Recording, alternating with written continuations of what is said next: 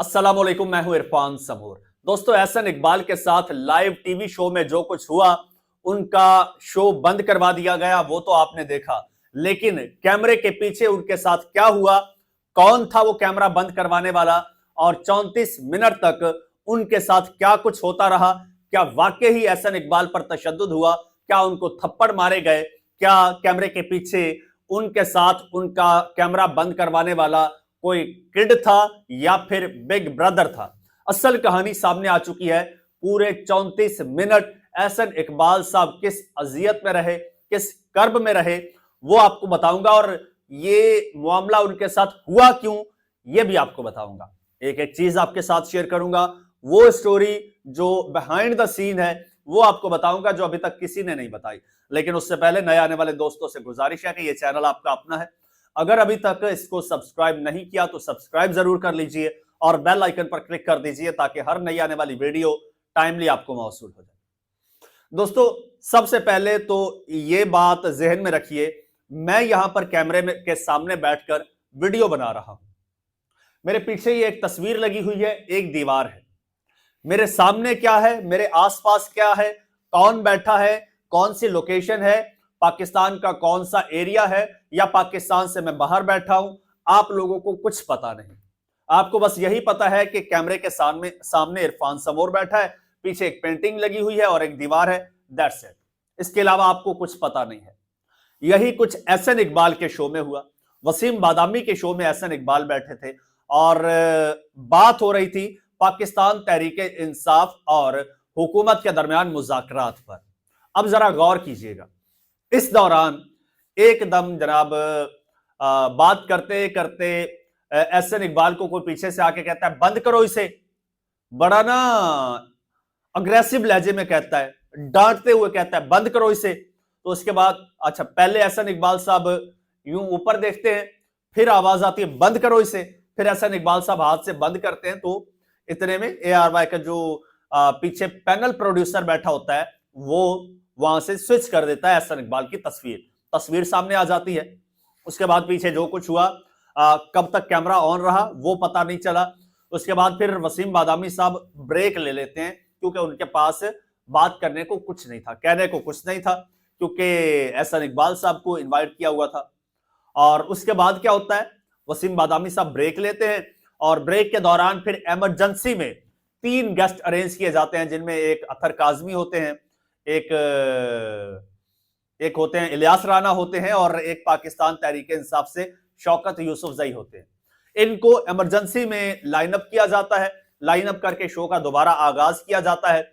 और वही टॉपिक, यानी कि शहबाज शरीफ साहब ने जो हुकूमत को, जो पाकिस्तान तहरीक इंसाफ को मुज़ाकरात की ऑफर की है, उसी टॉपिक पे गुफ्तगू करते हैं। और होता यह है कि 34 मिनट की गुफ्तगू होती है। उसके बाद दोबारा वसीम बादामी साहब उन तीनों मेहमानों का शुक्रिया अदा करते हुए कहते हैं कि जी, एहसन इकबाल साहब ने हमें रिकनेक्ट कर लिया है। दोबारा एहसन इकबाल साहब की जानिब बढ़ते हैं और बात वहीं से शुरू करेंगे। एहसन साहब कहते हैं, तो आप वापस आते हैं तो वसीम बादामी इतना कहते हैं कि एहसन साहब, I hope all is well. तो वो कहते हैं जी ऑल इज वेल। कहते हैं ठीक है, मैं डिटेल में नहीं जाऊंगा, अगर ऑल इज वेल तो ऑल इज वेल, ठीक है। साथ में वो शरारती सी उनके चेहरे पर मुस्कुराहट भी होती है वसीम बादामी के। उसके बाद फिर एहसन इकबाल फिर बात को कंटिन्यू करते हैं। अब सवाल यह पैदा होता है, काफी सारे इस वक्त अफवाहों का बाजार गर्म है कि एहसन इकबाल के साथ क्या हुआ। अच्छा, अजमल जामी है हमारे दोस्त, उन्होंने एक ट्वीट किया। उन्होंने कहा कि एहसन इकबाल से मेरी बात हुई है, तफसीली बात हुई है। एहसन इकबाल ने बताया कि जी, मैं ऐसे घर में बैठा था, स्टडी में बैठा था, दरवाजा खुला था, बल्कि लॉबी में बैठा था शायद, तो बच्चे खेल रहे थे, तो मेरे बेटे ने आके जनाब कैमरा पकड़ लिया, तो वो तो मैंने लाइव जो है वो स्विच ऑफ कर दिया। एहसन इकबाल साहब ने ये कहा। तो इस पर जनाब एहसन इकबाल साहब ने भी इसकी तस्दीक की। फिर अता तारड़ ने भी इसको इंडोर्स किया, कहा कि जी वाकई ही देवर किड्स जिन्होंने जनाब ये कैमरा बंद किया, तो वो बच्चे थे। अच्छा, लेकिन आपने वो आवाज सुनी होगी, वो बड़ा ही मिच्योर, कोई तकरीबन 40 45 50 साल का वो बच्चा था जिसकी आवाज आ रही थी। अब मैं आपको बताता हूं हकीकत क्या है, स्टोरी क्या है, हुआ क्या है। दोस्तों, सीन ये है कि शहबाज शरीफ साहब से यह ऑफर दिलवाई गई है, जबरदस्ती दिलवाई गई है कि आप पाकिस्तान तहरीक इंसाफ को यह ऑफर दें मुज़ाकरात की। उन्होंने ऑफर दी और तहरीक तहफ़्फ़ुज़ आईन पाकिस्तान ने उनकी ऑफर कबूल कर ली। आपने देखा तो जो मुज़ाकरात करवाना चाहते हैं उन्होंने भी सुख का सांस लिया कि चलो अल्लाह अल्लाह करके बात आगे बढ़ रही है। असल में हुआ यह है कि वो हमारे सीनियर दोस्त हैं अतर काज़मी साहब, उन्होंने बड़ी प्यारी बात की। उन्होंने कहा कि जी ये दोनों जो पार्टीज हैं ये अतमाम हुज्जत का मुजाहरा कर रही हैं, ये दोनों सीरियस नहीं है, बस गोंगलुओं से मिट्टी झाड़ रही हैं। तो बाकी दोनों पार्टीज मुज़ाकरात के लिए संजीदा नहीं है। तो वही काम एहसन इकबाल साहब करने लगे। अब मैं खुद साफी हूं, मैंने टॉक शोज भी किए हैं और मैंने बिहाइंड द कैमरा जो है वो सीन भी देखे हैं। तो ये सारा मामला कैसे होता है, और इसकी एक वाज़ेह मिसाल दे दूं आपको। शेख रशीद का इंटरव्यू, शेख रशीद साहब ने जब इंटरव्यू दिया था, प्रेस कॉन्फ्रेंस गालबन की थी, तो बिग ब्रदर उनके सामने खड़े थे। ये कैमरा है, कैमरे के पीछे बिग ब्रदर खड़े थे। बिग ब्रदर खड़े थे और उनको डिक्टेट कर रहे थे कि ये बोलना ऐसा। तो एहसन इकबाल साहब जो इतलात मुझे मौसूल हुई हैं, उन इतलात के मुताबिक एहसन साहब घर पे नहीं थे, उनके बेटे लाहौर में थे, एहसन साहब कहीं भी थे, बहरहाल घर पे नहीं थे, और जहां पर बैठे थे वहां पर बिग ब्रदर भी मौजूद थे।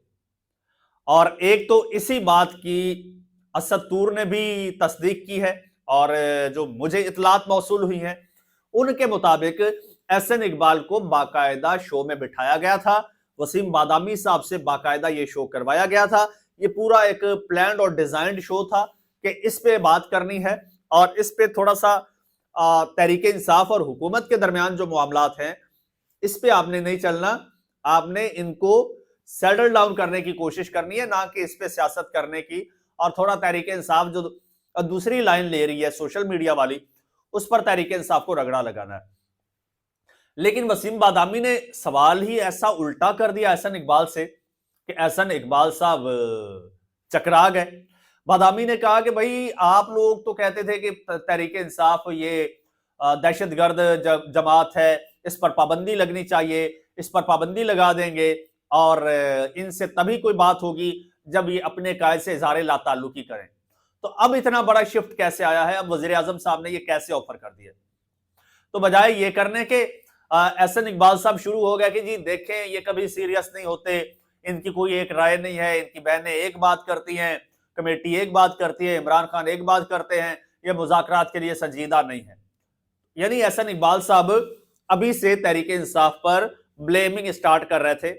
यानी एक कोई बिग ब्रदर हैं, वो मुज़ाकरात करवाना चाहते हैं और एहसन इकबाल वहां पर सियासत कर रहे हैं। जब बिग ब्रदर दूसरे कमरे में बैठे थे, उन्होंने आवाज सुनी कि यार ये तो किसी और लाइन पे जा रहा है, वो वहां से आए हैं, उन्होंने कहा बंद करो इसे, ये क्या कर रहे हो।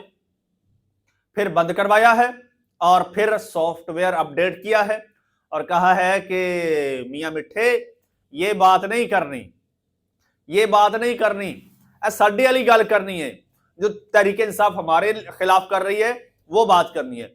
एहसन साहब जब वापस आए हैं तो बादामी साहब ने कहा कि जी अच्छा वहीं से कंटिन्यू करते हैं।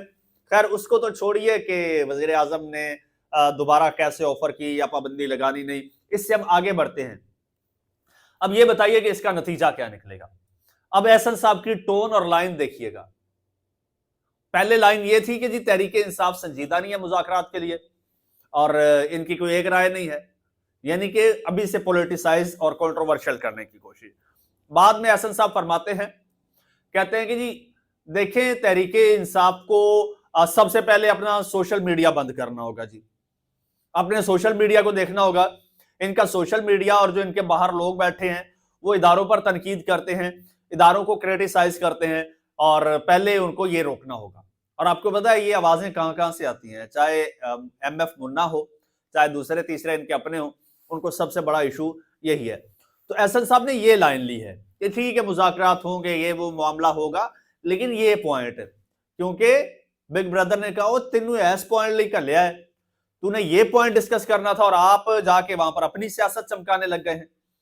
आपने हुजूर ये पॉइंट डिस्कस करना है, आपने ये मामला हल करवाना है और आपको ये नैरेटिव बनाने के लिए भेजा था और आप जाके वहां पे कौन सा नैरेटिव उठा रहे हैं। और अच्छा, कुछ लोगों का ये कहना है कि एहसन साहब जब वापस आए हैं, दोबारा रिकनेक्ट हुए हैं, तो उस वक्त उनकी एक आंख जो है वो थोड़ी सी बुझी हुई थी, या फिर दोनों आंखों के साइज में थोड़ा सा डिफरेंस आ रहा था। वो कहते हैं कि कोई राइट या पता नहीं लेफ्ट, वो कहते हैं थोड़ा सा गाल जो है वो उनके साइज में कोई डिफरेंस आ रहा था। अब पता नहीं ऐसी ऐसी क्या क्या शरारतें कर रहे हैं लोग, सोशल मीडिया का दौर है तो कोई पूछने वाला नहीं है, फिर शरारती लोग भी होते हैं, हमें तनकीद भी करते हैं, मुखालफीन भी होते हैं। तो अब ये स्टोरियां डिफरेंट आ रही हैं दोस्तों। कुछ एक फिर एहसन इकबाल साहब ने एक और ट्वीट दाग दिया जी। वो कहते हैं जी मेरे किसी बंदे के साथ आर्गुमेंट्स पहले चल रहे थे, अब जब आर्गुमेंट्स यानी कि फड्डा चल रहा था मेरा, अब जरा आपने डॉट्स कनेक्ट करने हैं। एहसन इकबाल साहब कहते हैं मेरा किसी बंदे के साथ फड्डा चल रहा था, हम कहीं बैठे थे, वहीं से मैं लाइव आ गया, तो बंदे को नहीं था पता मैं लाइव हूं, तो बंदा कहता है यार इसको बंद करो और पहले मेरी बात सुनो, तो वो बंदे ने बंद करवाया। यानी आप फेडरल मिनिस्टर हैं, आप रूलिंग पार्टी के सेक्रेटरी जनरल हैं और आपके साथ कोई बंदा आर्गुमेंट्स कर रहा था। ओए आप कोई सीधा लोहार हैं? आप कहीं गली की नुक्कड़ में ठैया लगा के आप छुरियां तेज कर रहे हैं जहां पे आके कोई भी आपके साथ उलझ गया? ओ भाई आप फेडरल मिनिस्टर हैं, आप रूलिंग पार्टी के सेक्रेटरी जनरल हैं, आप minister of planning and development हैं, और कोई सीधा मीधा आया और आपके साथ उलझ गया, और बंद कर कैमरा। वो एक बच्चे की वीडियो वायरल हुई थी, वो कहता है कैमरा बंद कर कैमरा। तो कहीं वही किड तो नहीं आपके पास पहुंच गया आपको तड़ी लगाने, एहसन साहब कैमरा बंद कर, पहले मेरी गल सुन। खैर समझने वाले तो समझ गए होंगे और मुझे इजाजत दीजिए, अल्लाह हाफिज।